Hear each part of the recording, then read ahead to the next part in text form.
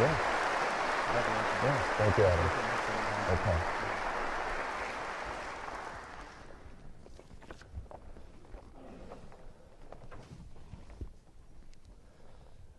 You know, as I stand here, I was listening to what Adam, Dr. Wright, was saying, and you're not supposed to make me cry today, Adam.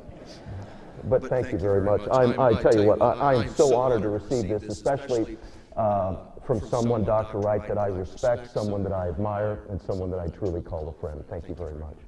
I also want to thank the faculty at DBU.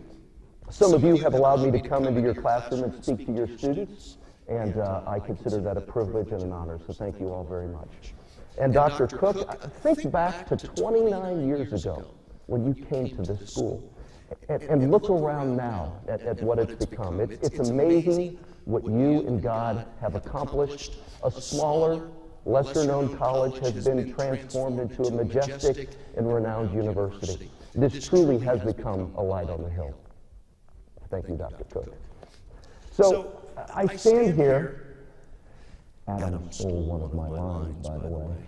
But I stand here today in the Pilgrim Chapel, and I think, you know, the weather guy wouldn't be here today if we didn't have the sun shining outside, and we certainly do. So this truly is a thank Delkus moment. So I thank you all for being here and listening to that canvas. I'm so sorry.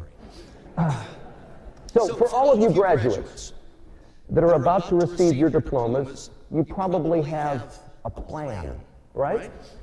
So you're going to take your degree. Here's the plan. You're going to take your degree. You're going to find a job in your field and the city you want. You'll probably get a promotion on your first annual review. You'll marry your soulmate. You'll have the obligatory 2 kids. The path you envision is just like this, right? It's a straight path, right? Now believe me, not only is that unrealistic, it's kind of boring. It's kind of confining. You know what I mean? As the famous adage says, college is something you complete. Life is something you experience. The path you envision, it should be more like a country road. There's going to be hills, there's going to be turns, there's going to be detours, there's going to be patches of gravel. That's what you need to envision. You're going to find those twists, those turns.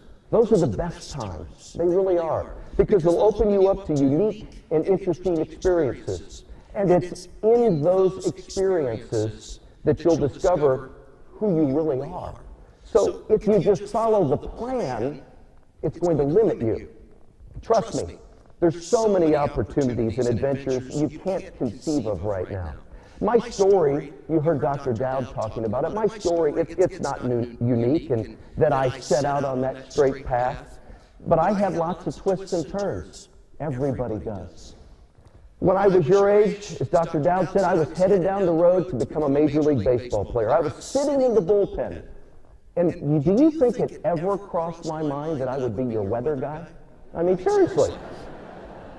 But I'm thankful for those twists and turns. I truly am, because I love what I do. And believe me, I wouldn't change a thing. So don't worry about the detours. Please don't worry about the detours. Embrace them.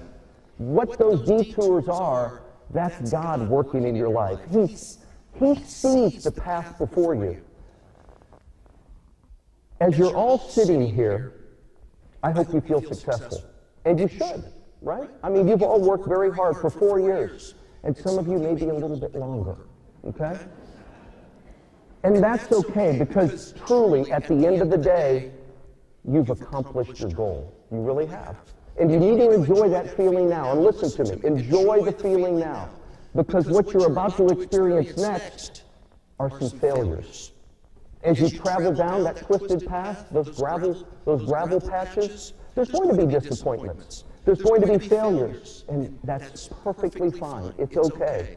Remember this, it doesn't matter how many times you fall, as long as it's less than the number of times you get back up.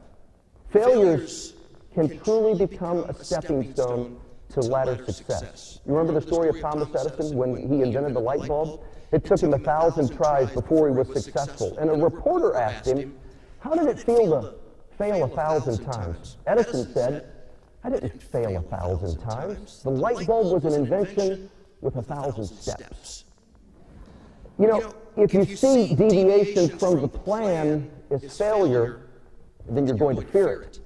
You'll become so focused on not failing, you won't aim for great success. You'll just settle for a life of mediocrity. You know, if you choose to play it safe, you'll be the person that walks along the beach and never leaves a footprint in the sand. You know, we know that it doesn't matter if the path varies and you have to take some detours or when you have failures along the way. But what does matter is how you travel down the path. As Christians, we have the opportunity to serve God and spread the love of Christ in the workplace, no matter what our career is, by simply doing our jobs well. It's been said, all work done well and for the glory of God is Christian work. This means we model Christ in the workplace best when we perform well with a good attitude. That's how we inspire others to desire, to know, and to worship God. Work well done with integrity, humbleness, and love, it's uncommon, but it'll be noticed. Paul explained it like this: whatever you do, do your work heartily, as for the Lord rather than for men, knowing that from the Lord you will receive your reward. It is the Lord Christ whom you serve. You know, so I look at that scripture and I think we're called to serve our co-workers and our clients with excellence. It's that quality of our, as Christians, it's that quality of our work and attitude that has to be different from the work and attitude of those who don't know Jesus. And it's that difference alone that is our witness in the workplace. So as you leave this campus today, whether you move home or whether you move to a new state or whether you're starting a new job or maybe pursuing another degree, think about this. Over your last 4 years, you've learned a lot about yourself. You've learned a lot about your passions. Now it's time to follow them. It really is. And you may have come in today with some mixed feelings. You know, there's excitement, there's worry, there's hopefulness, there's anxiousness, or maybe you're just relieved. But what you need to hear me say today is this: you don't have to have it all figured out right now. That's okay. You just have to be faithful to God's process. Sometimes it's messy, sometimes it's easy, sometimes it's clear, and trust me, sometimes it's pretty murky. But in the end, you need to have faith that God does have a plan. He does have a plan for you in each and every one of you. And He won't abandon you as you seek it. Thank you all.